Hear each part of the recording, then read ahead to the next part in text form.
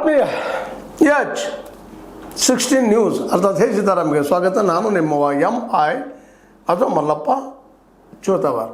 ಆತ್ಮೀಯರೇ, ಅವರು ಅದರೊಳಗೆ ಬೆಳಗಾವಿಯಿಂದ ಬಂದಂಥ ಸಂದರ್ಭದಲ್ಲಿ ಬೆಳಗಾವಿ ಒಬ್ಬ ಭಾರತೀಯ ಜನತಾ ಪಕ್ಷದ ಮಾಜಿ ಮಂತ್ರಿಗಳು ಅವರ ಅಗದಿ ನಿಕಟಪೂರ್ವ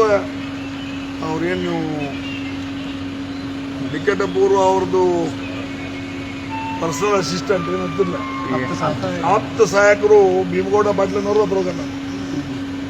ನಮ್ಮ ಗೋಕಾಕದ ನಗರಸಭೆ ಮಾಜಿ ಅಧ್ಯಕ್ಷರು ಅದಾರೆ, ಮಾಜಿ ಜಿಲ್ಲಾ ಪಂಚಾಯತಿ ಎಲ್ಲ ನಮ್ಮ ಪಕ್ಷದವರು. ನಿನ್ನೆ ಗಲಾಟೆ ಒಳಗೆ ಸರ್ವಸಾಧಾರಣವಾಗಿ ಏನು ನಮ್ಮ ಬೆಳಗಾವಿ ಜಿಲ್ಲೆಯಿಂದ ಬಂದವರು ಇದ್ದಾರೆ, ಇಡೀ ಬೆಳಗಾವಿ ಜಿಲ್ಲೆಯವರಲ್ಲ, ಅವರು ಸೀಮಿತವಾಗಿರ್ತಕ್ಕಂಥ ಒಂದು 2 ತಾಲೂಕಿಗೆ ಸೀಮಿತವಾಗಿರ್ತಕ್ಕಂಥವ್ರು ಇದ್ದಾರೆ. ಅವ್ರ ಉದ್ಯೋಗನಾದ ಅದು ಇವತ್ತು ದಿವಸ ಆ ಸರ್ಕಾರ ಬಂದರೆ ನಮ್ಮ ಭಾರತೀಯ ಜನತಾ ಪಕ್ಷದ ಮಂತ್ರಿ ಇರ್ತಾರೆ, ಈ ಸರ್ಕಾರ ಬಂದರೆ ಕಾಂಗ್ರೆಸ್ ಮಂತ್ರಿ ಜೊತೆ ತಿರುಗಾಡ್ತಾರೆ. ಅಂದ್ರೆ ಸರ್ ಕೆಲಸ ಮಾಡೋದು ಅಂದ್ರೆ ಬಾಗಲಕೋಟೆಯ ಶಾಂತವಾಗಿದ್ದಂಥ ಬಾಗಲಕೋಟೆಗೆ ಬೆಳಗಾವಿ ರಾಜಕಾರಣ ನುಗ್ಗಕ್ಕಂತೈತೆ. ಈ ಜಿಲ್ಲೆನ ಆಕ್ರಮಿಸಿಕೊಳ್ಳುವಂತ ಸಾಧ್ಯತೆಗಳೇನಾದ್ರು ನುಗ್ಗಾಕ ಬಿಡುದಿಲ್ಲ ಅನ್ನೋ ಸಲುವಾಗಿ ರಮೇಶ್ ಕತ್ತಿ ಇಲ್ಲಿ ಬಂದ ಅನ್ನೋ ಮಾತನ್ನ ಹೇಳಲಿಕ್ಕೆ ಇಚ್ಛೆ ಅದ ಕಾರಣತೆ ನೋಡ್ರಿ.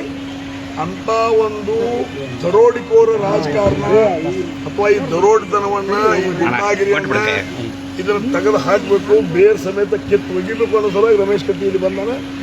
ಅದನ್ನ ಮಾಡೇ ತೀರ್ತಾನ ಅಂತ ಹಠವನ್ನು. ಎಷ್ಟು ದಿನ ಇರ್ತೀರಿ ತಾವೆಷ್ಟು ದಿನ ಇರ್ತೀರಿ? ಇವತ್ತು ನೀವು ಎಲ್ಲಿ ತಗ ಇಟ್ಕೋತಾರೆ ಎಲ್ಲಿ ತಗ ಇರ್ತೀರ ನೀವೇ ಹೇಳೋರು. ಮತ್ತೆ ಇನ್ನ ಒಂದು ಟೈಮ್ ಮುಗಿದೈತಿ, ಬ್ಯಾರಿ ಜಿಲ್ಲ ಹೋಗೋರ ಮಗ ಅಂತ ಹೇಳಿ ಚುನಾವಣಾ ವೇಳಾಪಟ್ಟಿ ಪ್ರಕಾರ ಎಲ್ಲಿವರೆಗೆ ನಾನು ಚುನಾವಣೆಯಲ್ಲಿ ಭಾಗವಹಿಸಂತ ನಮ್ಮ ರಮೇಶ್ ಕತ್ತಿಯವರ ಮಾತುಗಳು ಹರಿತ ಚಾಕು ಇದ್ದಂಗೆ ಚರ್ ಚರ್ ಚರ್ ಚರ್ ಹಂಚಿದ್ದೇನೆ ಮಾತಾಡಿಬಿಡ್ತಾರೆ. ಅದು ರಮೇಶ್ ಕತ್ತಿಯವರ ಸ್ಟೈಲ್. ಕೆಲವೊಬ್ರಿಗೆ ನೋವು ಆಗ್ತದೆ. ಹೌದು ಸರ್, ಕತ್ತಿ ಅಥವಾ ಖಡ್ಗ ಅಥವಾ ಚಾಕು ಕೊಯ್ದಾಗ ಒಂದಿಷ್ಟು ನೋವು ಆಗೋದು ಗ್ಯಾರಂಟಿ. ನೋವು ಆಗೋದು ಎದರಳಿಗೆ. ಇಲ್ಲಿ ಕತ್ತಿಯವರಂತೆ ಬಾಗಲಕೋಟೆಗೆ ಎಂಟ್ರಿ ಕೊಟ್ಟಿದ್ದಾರೆ. ಅದು ಯತ್ನಾಳರ ಬ್ಯಾಟ್ ಬೀಸುವಂಥ ಹಿಂದುತ್ವದ ನೆಲೆಗಟ್ಟಿನಲ್ಲೇ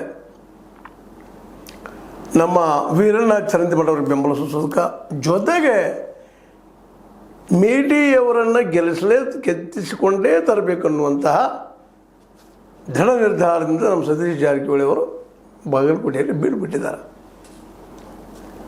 ಜೊತೆಗೆ ನಮ್ಮ ರಾಜಕೀಯ